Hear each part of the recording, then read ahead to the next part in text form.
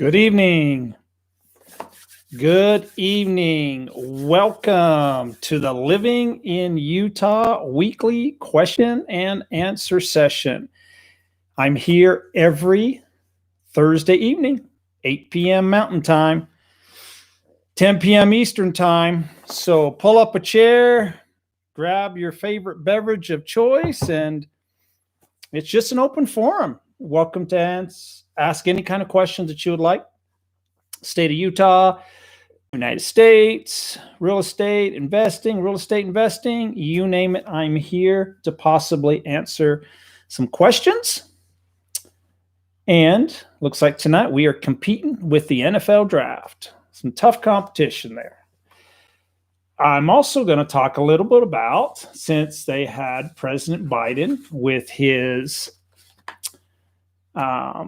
speech last night on some of the things that President Biden talked about. I was going to talk about how I potentially think it may affect the real estate market, and not in a good way if you are a first-time home buyer looking at that under $500,000 home price.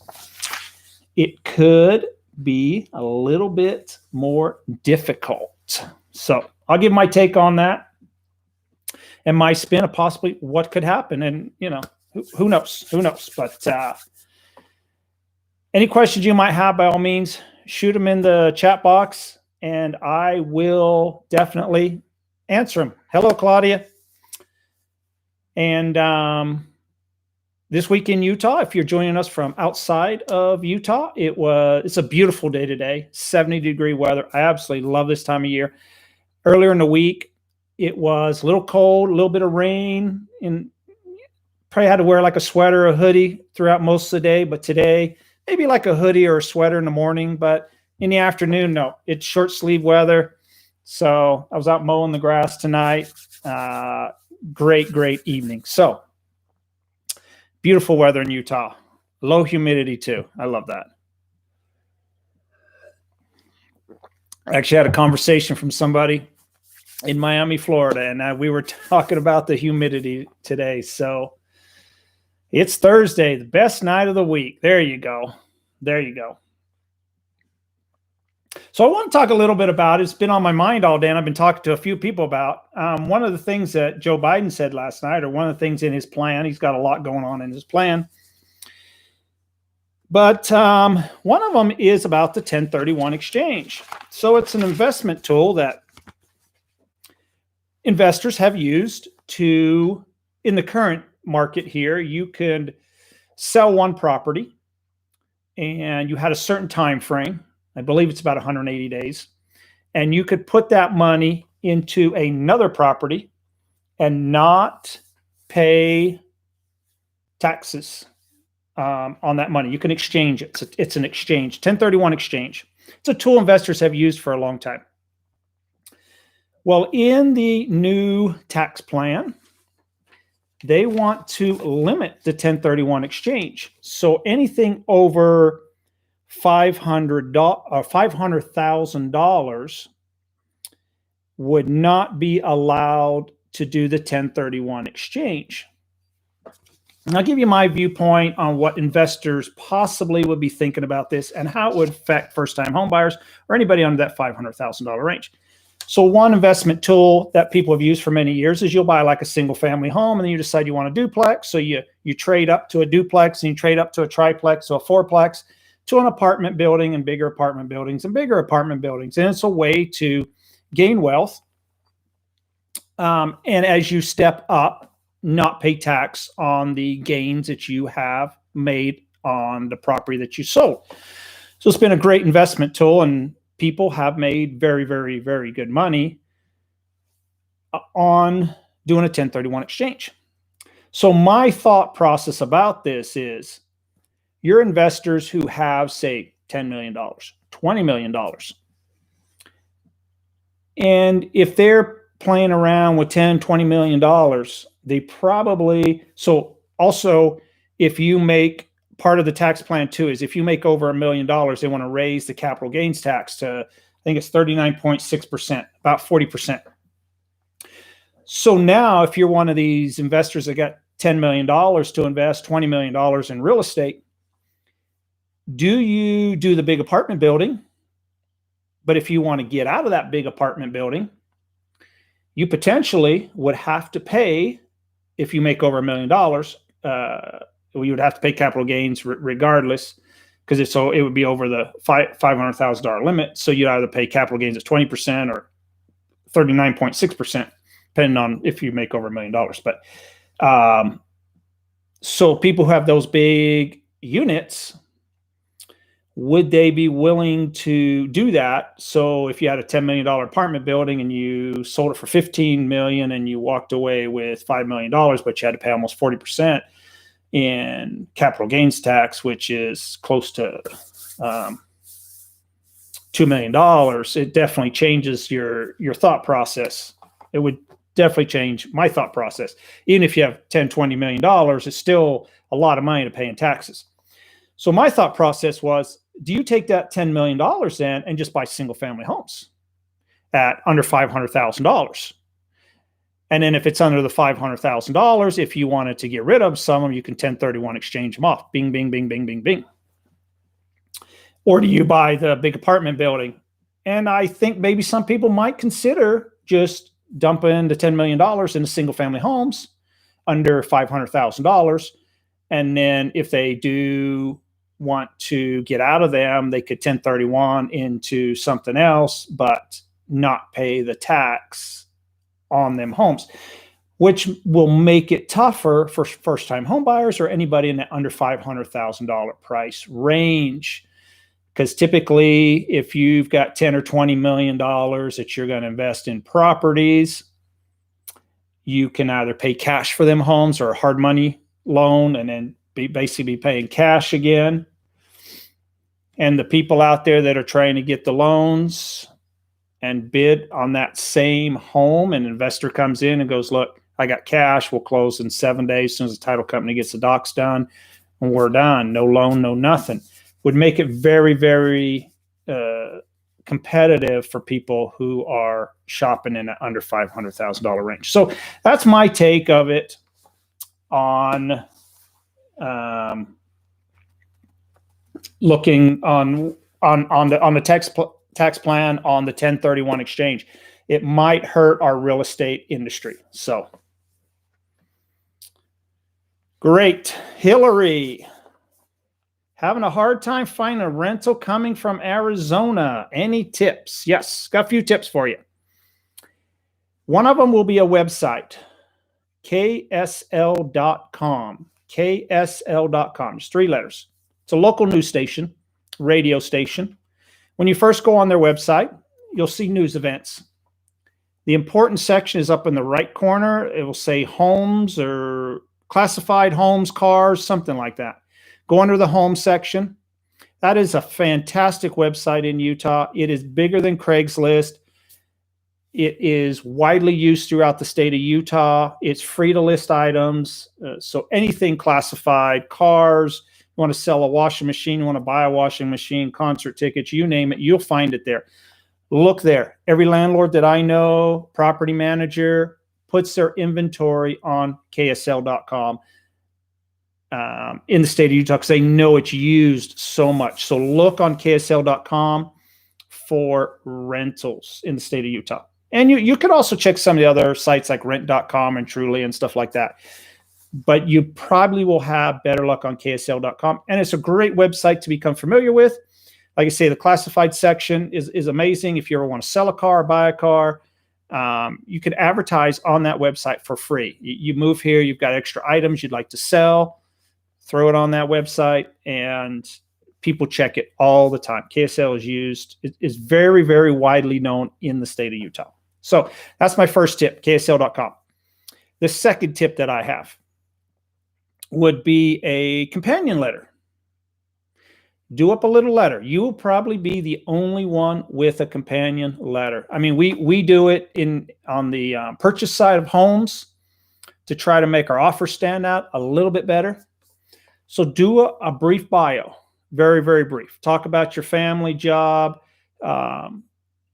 previous history, et cetera, et cetera. If you served in the military, or maybe you're a veteran of the military, or maybe you work in healthcare.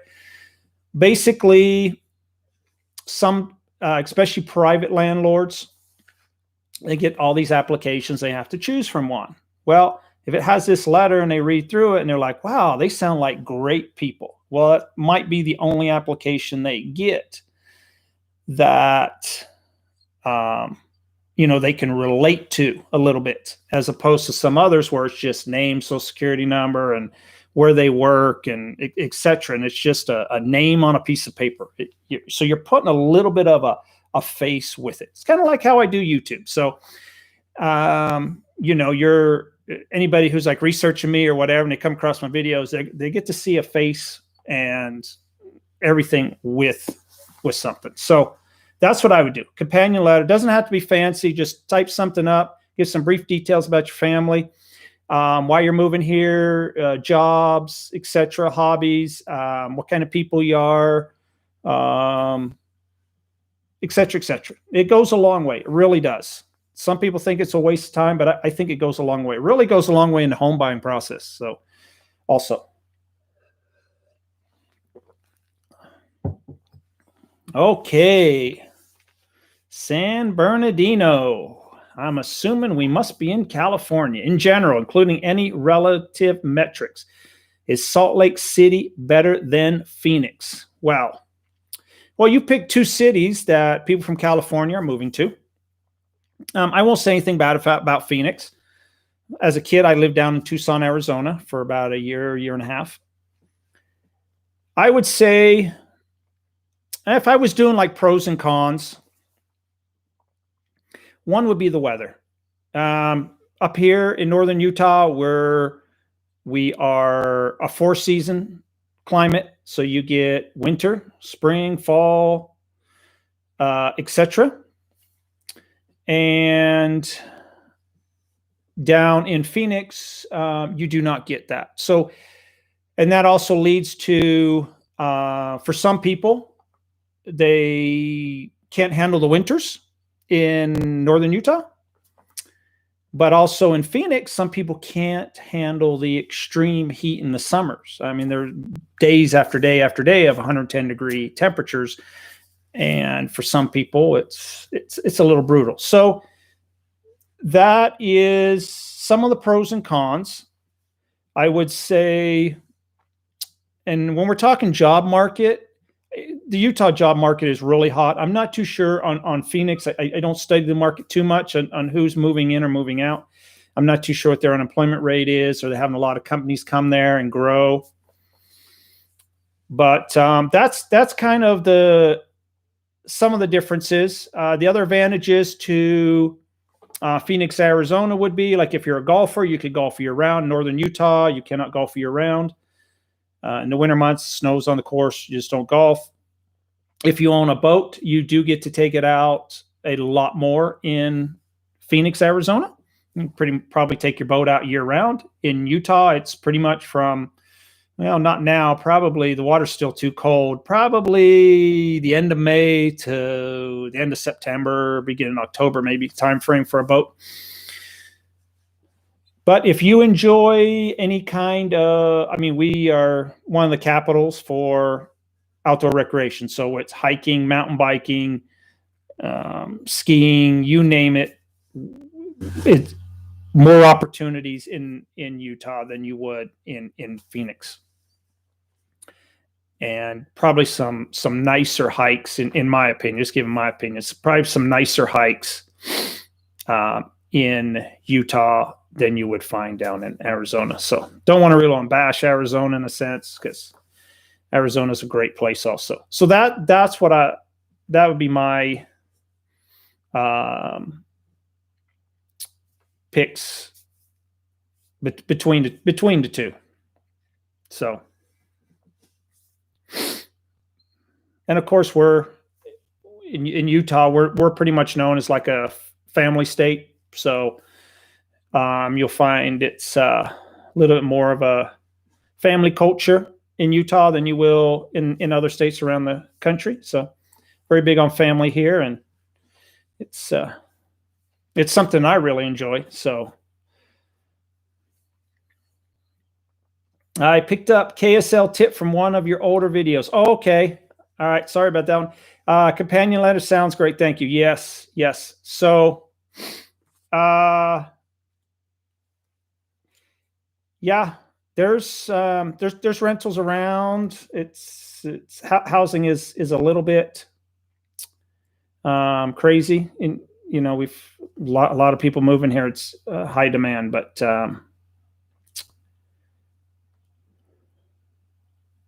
Mr. Z, last week I posted I had an ear surgery, but my connection was poor. Yes, I caught on to that. Ear surgery. Yes.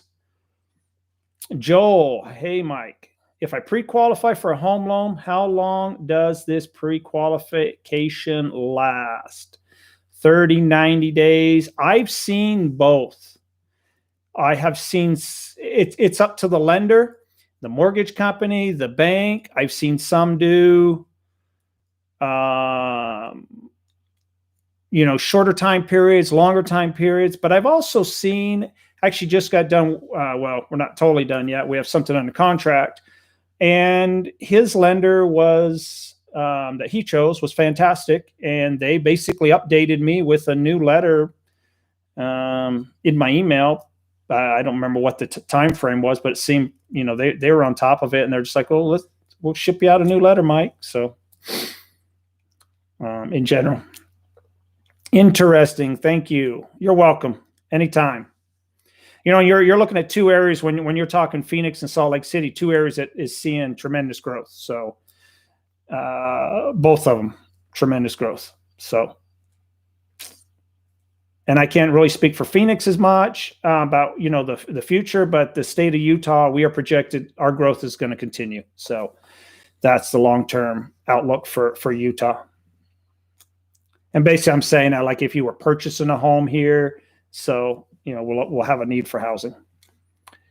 It went great. Well, Renaissance Town Center, 15th and Town Center, Bountiful. That's where I had the surgery. Oh, okay, great. Not familiar with it myself, but I personally believe that the healthcare system in Utah is fantastic.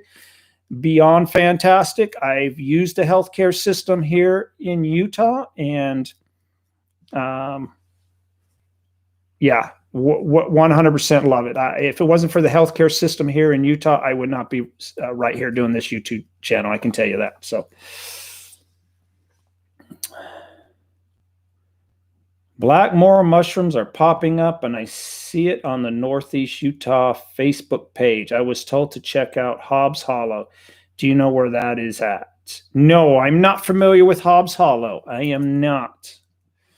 Yes, I would be interested also. So yeah, not familiar with it myself.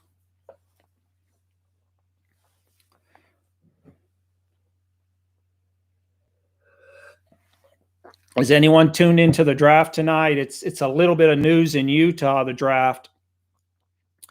There's a young gentleman out of BYU University, the quarterback. His name's Zack Wilson. So there's been a lot of hype in Utah. Where is he going in the draft? He got selected number 2 in the draft. Great for him. It's probably, and I'm just guessing off the top of my head, it's probably one of the highest draft picks, I would assume, out of Utah. I'm not even too sure. We had Jim McMahon came out of BYU also back in the 80s. I'm not too sure what his draft number was exactly, but my guess would be that Zack Wilson is probably the highest draft pick that has come out of a Utah college, would be my guess. The only two people I think come to mind would be Alex Smith out of Utah and Jim McMahon. I'm not too sure where they were drafted, but Joel, do you know anything about soil contamination from mining in areas west of I-15 West Jordan? Oh, great question. So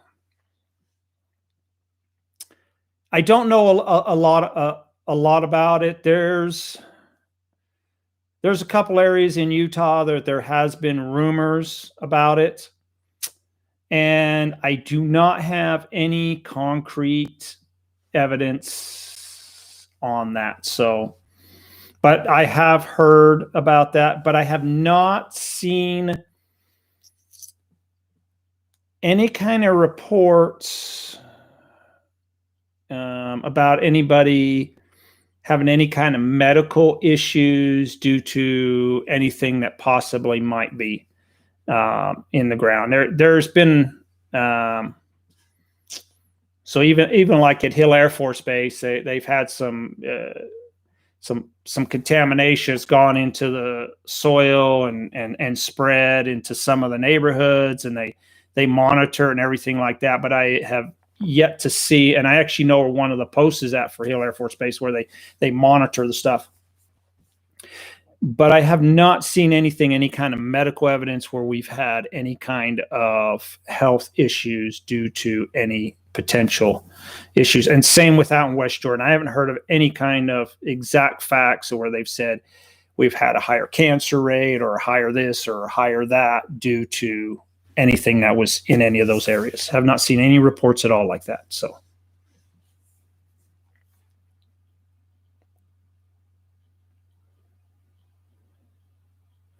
Tell me more about Moron Gold Coins tokens.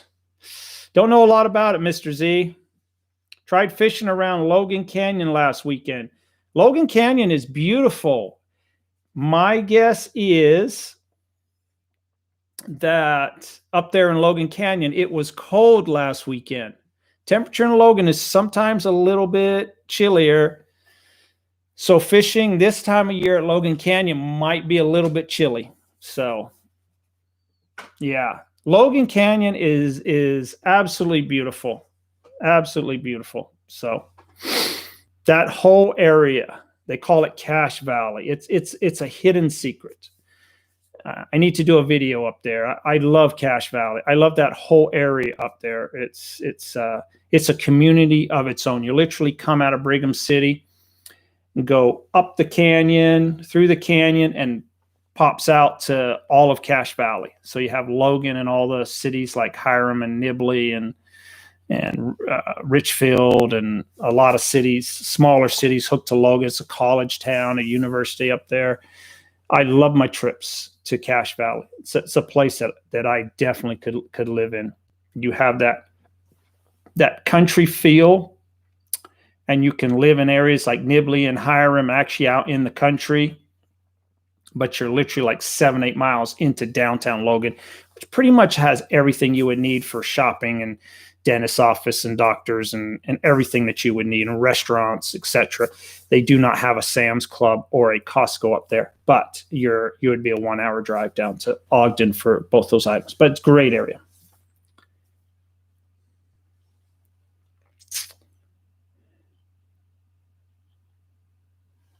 One of my kiddos is into anime. Are there any cosplay anime conventions out that way? I would hate to say, but I do not know what ANIME is. So I'm sorry about that. I'm not familiar with that. Yeah, it's first time I have heard that, so I'm not familiar with what that even is. So, yeah. Is the cost of land increasing as quickly as the price of homes? Are there bidding wars on land to build your own home on? Yes and no. Cost of land is going up. There's no doubt. Cost of land is going up. So I'm actually in the market for some land myself. We're looking at doing a commercial development, and we have some land under contract. We're just trying to get some zoning approvals on it to do a commercial project. And yes, land cost is high. But as far as building a home on land, it is, if you want what I consider a developed property in a neighborhood where the developer has gone in, they put the roads, the sewer, the water. You literally build your house, and you can hook up to water and sewer and electrical. All the utilities are right on your property line. So those lots are a little bit more difficult to come up. They're more difficult to come across in the current market. Most builders have already swooped all those lots up. When they come available, they already have their name on them because the construction frenzy. So not a lot of those lots are for sale. Now, what I call undeveloped lots. So you drive down the local road down here and there's a 1 acre spot or a 5 acre spot or half acre spot. That is, you're going to have to bring utilities on the property, maybe dig a well, et cetera, et cetera. There's not as much competition for that land. And some of that is to do with the fact that a lot of people do not like the unknown costs of potentially developing the land to even build on. So you sometimes can run into wetland issues. How far do you have to bring electricity in? How far do you have to bring water? Or are you going to well? Or is it city sewer? Or is it a septic tank? One thing that we're noticing a lot now is the fire department requirements. So a lot of fire departments are requiring hydrants nearby. What would you have to do to get a fire hydrant there that will be able to pump? They measure it by how many gallons it'll pump a minute. So they got specs like 500 gallons. So whatever the city requires. So it's 500, say it's 500 gallons a minute. It might require like a 6-inch line maybe, or an 8-inch line to deliver that much volume. What is it going to cost you to meet the fire department requirements, et cetera, et cetera? There's a lot that goes into undeveloped land sometimes.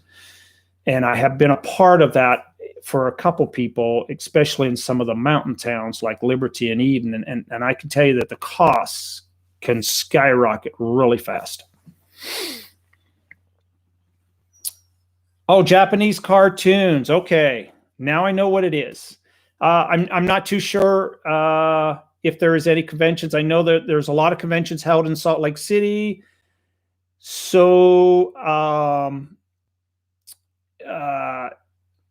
you can go, I don't know if they show the previous calendar or the current calendar. Go to the Southtown Expo Center website and look at what the calendar is. You might see if something like that is coming up, or maybe you could research a calendar in the past to see if they had any conventions there. A lot of conventions are held there at the Southtown Expo Center.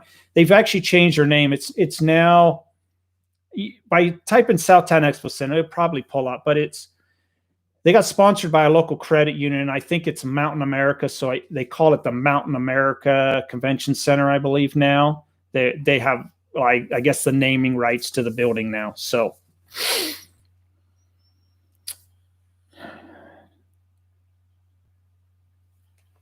okay, so Claudia has seen conventions before COVID there. So there we go.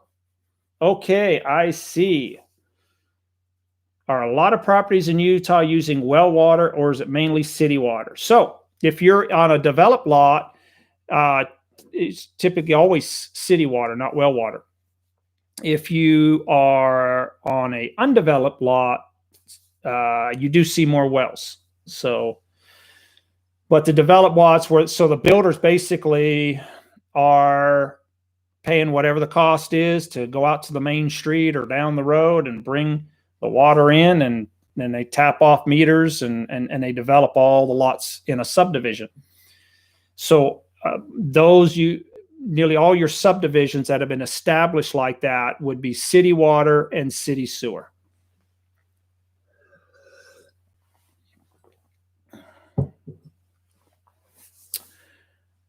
All right. Blue Fate at Living in Utah. I'm from the UK. Is Utah nice? Well, first of all, I will say that I'm honored that you are joining me at 3:30 a.m. in the morning. So very early. And you're probably wondering how I know that. I spent a lot of years in the UK. I grew up as a youngster in the UK. My dad was in the US military, and we were stationed at a base called RF Falconbury outside of Cambridge. So I have a lot of friends from England that some come here and I go there, et cetera, over the years. So some of my greatest friends live in the United Kingdom. So I'm very, very familiar with the United Kingdom. So, but is Utah nice? I would say yes, it is. I I do not know where in the United States. I can't think of a place that I would rather live at. There are a lot of great places in the United States, and I don't want to sound like, oh, Utah, great, great, great. But my reasons for Utah is we're a family state, and I enjoy that. It goes with my values, and I I'm not a guy that I enjoy time with my family. It's very important to me. So I love low humidity climate. So a lot of the East Coast does not appeal to me. Florida is beautiful. Lots of areas in the United States, very, very beautiful. I've been to a lot of places on the East Coast, but during the summer months, the humidity to me is not something that I'd enjoy. And the northern states like New York and Pennsylvania, the humidity in the winter months, the cold to me is really brutal compared to the cold that I deal with in the state of Utah. So that's why I think Utah is a fantastic place. And probably the third thing would be outdoor recreation. I'm a big outdoor recreational fan. I've done throughout my life skiing and snowmobiling and UTV riding and dirt bikes, etc. I love the outdoors. I love riding my mountain bike and hiking and golfing and UTV and snowmobiling. So I enjoy all those activities, and that's right in my wheelhouse. So I love it here. Those opportunities are available. Fishing, you name it. I love it. Okay, that's awesome. Thank you to you and Claudia. Hopefully they'll be able to bring them back. My daughter's worried about making friends. COVID made her a homeschool kid. Well, kids always manage to make friends, so I doubt there would be too much. Of course, moving to a new area is tough. I grew up as a military kid, so I've experienced with it, and it's terrible going to a new city, not knowing your friends. So not, leaving friends behind. And yeah, the breakup is hard. I did it my growing up. Yes. So I've lived in a few states courtesy of the U.S. military. And yeah, it's a challenge. It's a challenge. But on the flip side, I learned a lot. I learned a lot by living the military lifestyle. And I was saying earlier, I lived in the United Kingdom through my teenage years. So, and probably some of the best years of my life. And I have some English friends that are very close, and we've had some fantastic times and great, great people. And I love the UK culture, by the way. So I agree. Utah, #1 state. It has everything for the outdoorsy person. Yes, we are. People are attracted to Utah for the outdoor lifestyle. Sometimes I call it like the healthy lifestyle, maybe. A lot is geared around that. So when you work at a company, et cetera, you will have fellow coworkers, and usually the talk around Utah is like, what are you doing for the weekend? Some people are going hiking, some people going golfing, maybe mountain biking, maybe snowmobile, maybe skiing, and golfing, and that's people have their camping, ride your UTV. We have all that. We have all that. So, and as I go back to the United Kingdom thing, I spent a lot of time in the United Kingdom. One thing that you will, or you might enjoy that I enjoy here is the low humidity. In England, you have a damp cold, and I prefer the dry cold that we have in Utah, as opposed to in the United Kingdom where you have a damp cold. So can you speak about the Federal Heights neighborhood in Salt Lake City? Yes, it's a great area. No negatives at all, Joel. Great area. Great area. No downside. And it's very attractive because of where it's located, depending on where people work. They have easy access to their employer, where they have to go to work, et cetera, and you're close to everything that Salt Lake City has to offer. So, yeah. Yeah, it's an area that I've always liked. Yeah, nothing no negatives that I can think of. Maybe traffic every once in a while. So if you do have a commute in certain directions, maybe you might want to just have a look at what some of the roads there can get a little bit busy, but that's about it. But if you work from home these days, like so many people seem to be doing, I guess that's not an issue too much.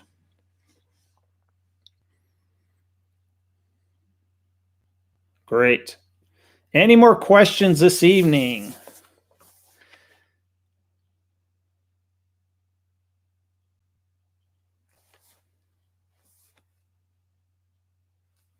I was surprised when Utah only had a 15% divorce rate. Is that because of the Mormonism? Well, I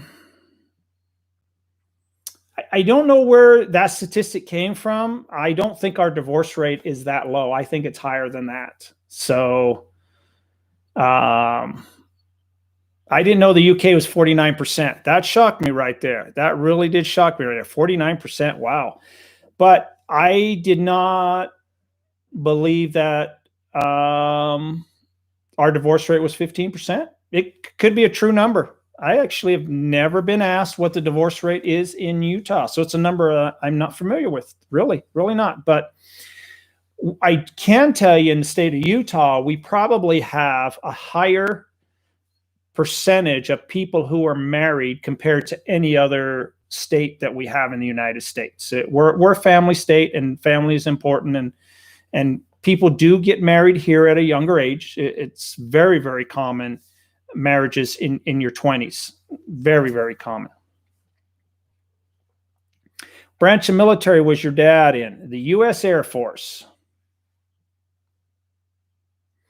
Any hot springs in Ogden that is open to the public? Not in Ogden, I'm aware of, but probably Lava Hot Springs to the north. You should be okay.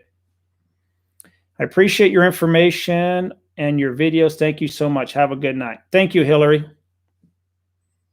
Do you have any insight on the high cost of home materials and if the prices will come down anytime soon? We want to finish the basement, but must wait for costs to come down. Yeah, costs are through the roof. 2x4s used to be in a $3 range. They're over $7 a board. OSB board used to be like $14 a sheet. It's like $42 a sheet right now. I do not know when the price of materials is going to go down. We have a couple issues that are going on with the materials, especially when I'm talking lumber here. We also have some concrete issues at the current moment. But lumber, we've had some issues with some of the lumber mills with the COVID. There's been some shutdowns, and they've gotten behind.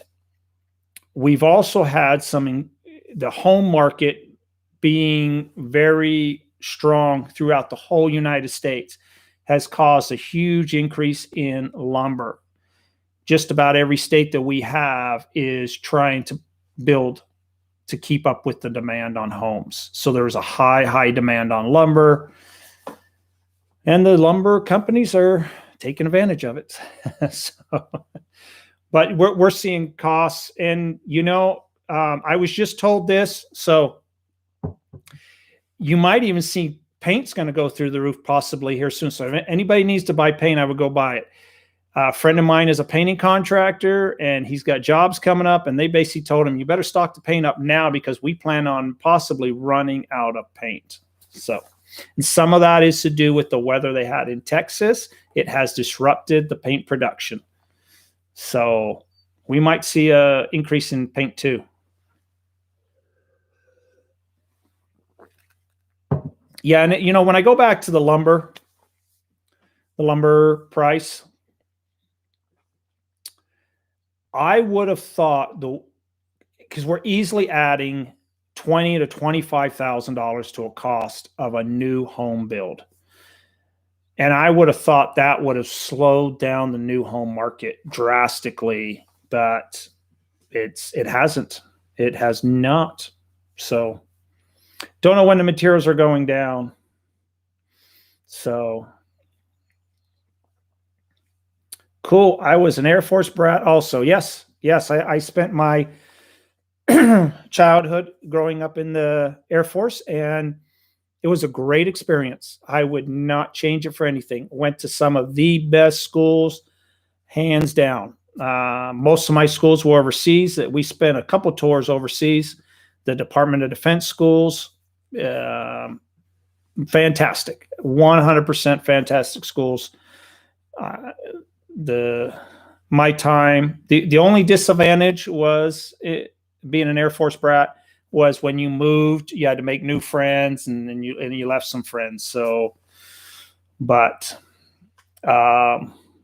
yeah, that was the hard part. But I was very fortunate that, so we spent like 4 years at RAF Alconbury, and then we got an assignment to Tucson, Arizona for about a year, just over a year.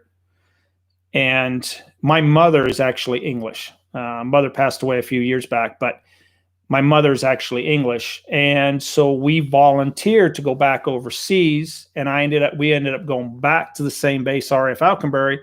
And the school that I left in 7th grade, I ended up going back in the 9th grade, walking into the exact same school, meeting some of the same friends that I had before. It was an amazing experience, and they were shocked to see me, and et cetera, et cetera. But some great times. I would not trade it at all. Had great times. Got to see a lot. Yeah. Tell us a good, clean joke, and I'll give you a thumbs up. Oh boy. I can't think of any off the top of my head right now. I'll try. Home Depot stock to the moon. Good possibility. That's not the only stock that possibly would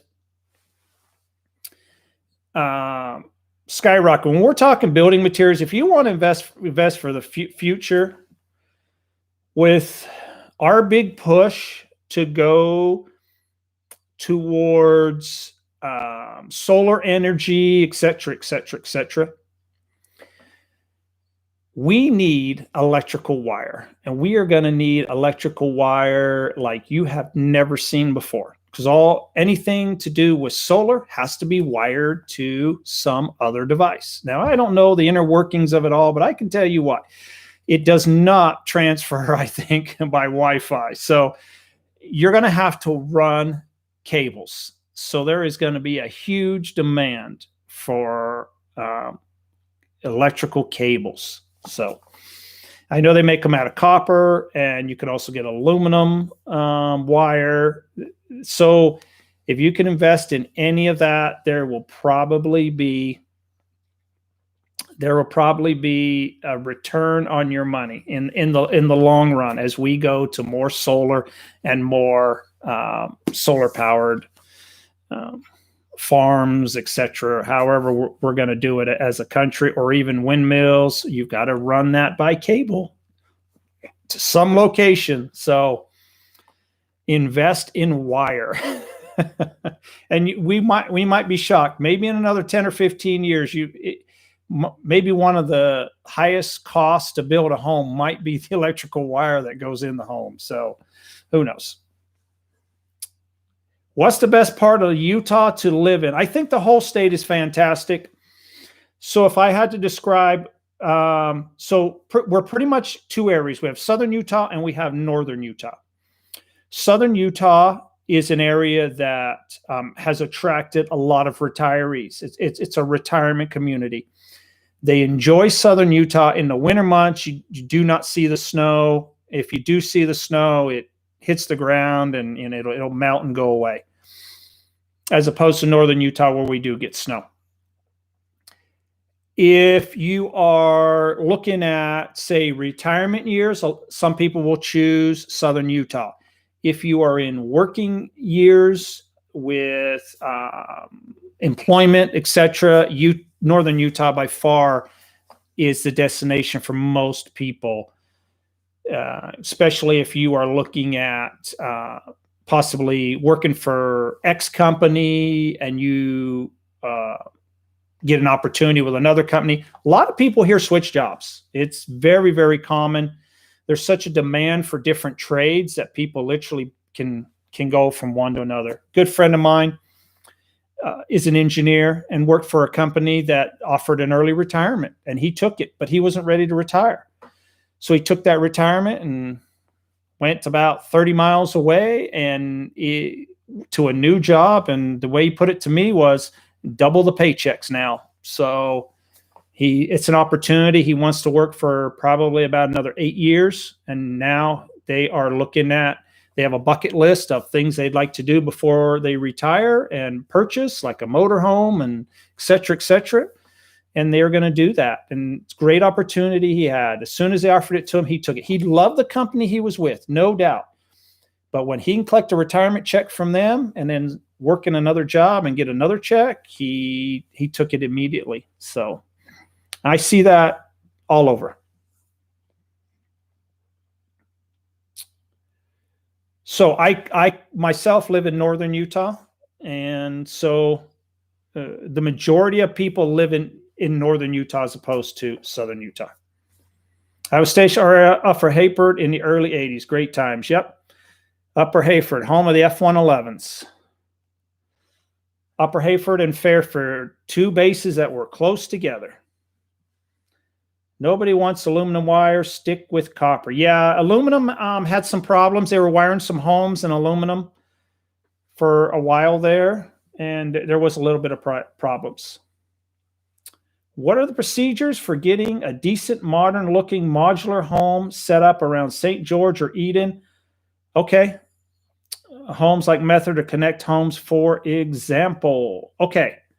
So the procedure would be on a modular home would be getting approval through whatever city you are looking at, whether it's St. George or Eden, through planning and zoning. That is the number one issue you will have in getting a modular home approved to be put on a lot. There are a couple modular homes in the Eden area. Matter of fact, I sold one up there for a lady a couple years ago. But modular homes in general, in your more populated areas like St. George or Eden, is sometimes difficult to get through planning division. It is sometimes difficult. And that, all I could say would be reach out to planning and zoning, to those cities, counties, and just ask them straight up, what's the likelihood of something like this being approved? You do see more in some of the outlying areas of St. George area. When you start getting into the more rural areas around there, you'll see some modular homes a little more popular. Same with when you're looking in northern Utah, not so much Eden, Huntsville, and Liberty, but the like say Brigham City area, Tremont area, you do see more modular homes in those areas. But just to be honest, when you're talking about an area like Eden, Huntsville, and Liberty, you will have opposition from homeowners there. There's no doubt. There are people that have $1 million plus homes in that area. And when they will fight with the planning and zoning to try to keep it out. No doubt. No doubt at all. So it's an area that is easier. It was easier to do years ago, but now, so my joke about the Eden, Huntsville, Liberty area is the millionaires, multimillionaires are pushing everybody out of Park City and Deer Valley, and they're coming to Eden, Huntsville, and Liberty area. So that's just my joke. But that area is that's an area that I would definitely live in, Eden, Huntsville. I love it up there. But we're seeing multi-million dollar homes up there all the time. So you're even getting people that I know about homes up there that are from wealthy people in other states that literally have a $7 million home up there, and it's purely a vacation home, purely a vacation home. So, but I would shoot an email to planning and zoning and get a feel for the approval process for a modular home in those areas. And even ask them when was the last time approval was given for a modular home. That'll give you an idea possibly of how many has been done, recently or in the past. But you will, I know in the Eden area that if some of the homeowners up there get wind of it, they will definitely attend the planning and zoning meetings and petition not to. So. And a matter of fact, with the Eden area, I had a friend of mine that actually has a single family home on there, and he was trying to put a shop on the property, and the neighbors did not want it at all. They fought tooth and nail. So what are the standards for dating like there? Here in the UK, all the guys are really tall, and I'm only 5'6". So all the girls call me short. What is it like in Utah? I'm 19, by the way. Well, boy, dating questions. Good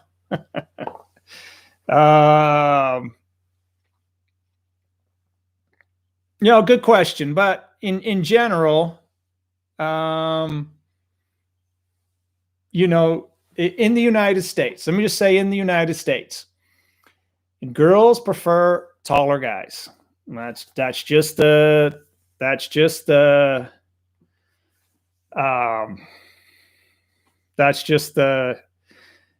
nature of how we are in the United States. So it sounds like it's very similar in the United Kingdom. So, but that being aside, I don't know. So I haven't been a short guy, so I guess I cannot really know what it's like in a sense. So, but I've always thought, if you're a great guy, good qualities, you're gainfully employed, you're drama free, et cetera, you are a great guy. But that's saying it from somebody who is not 5'6". So I've always been 6 foot my whole life. So not my whole life, but majority of my life. So, I've never been in those shoes. So, but I would imagine I think you have similar challenges in the United States. But I will tell you something though. In the United States, this is the difference between the United States and the United Kingdom. Okay. In the United Kingdom, unless things have changed, if you're an American in the United Kingdom, the girls are not really attracted to the American accent. That's just a general. In the United States, women in the United States love the British accent. 100%. Yes. Absolutely love it. So that is, so that is a huge advantage. I've known quite a few people in Utah with an English accent. I have many friends in Utah that are from the UK. I kind of get acquainted to them because we've similar backgrounds, and people love the accent. My mother was born and raised in London, Blackheath, London, and had her accent, and living here in Utah, people love talking to my mom. They love the accent. So you have that advantage. That is a skill and a talent that Americans like myself cannot recreate. So that accent. Great answer. Thank you. Claudia, there's plenty of petite girls here. Okay, there you go. Mr. Z, I have a date with a Spanish girl in Provo on Saturday. A lot of girls call me short, are like 4'10". Oh, wow.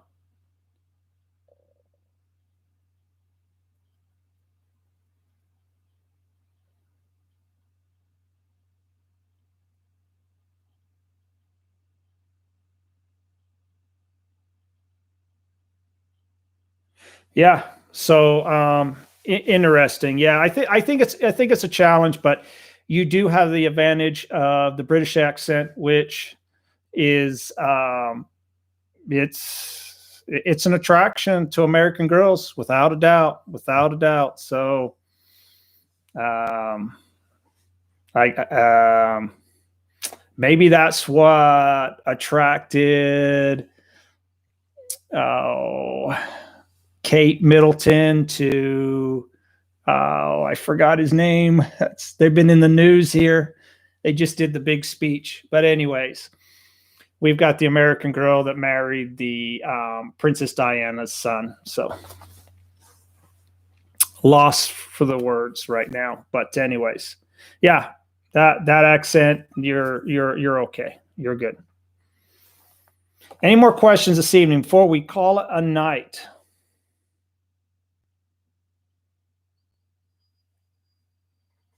Okay, thank you, everyone. I'll be back again next week. It's been great. Oh, Megan, that's right. It's not Kate Middleton. That was the wrong one. So it's Megan Merkel, and I still lost for Princess Diana's son's name. So that's embarrassing. I don't remember. A great life. So yes, maybe Megan was attracted to Prince Harry because of his English accent. That's what I'm going with. So there we go.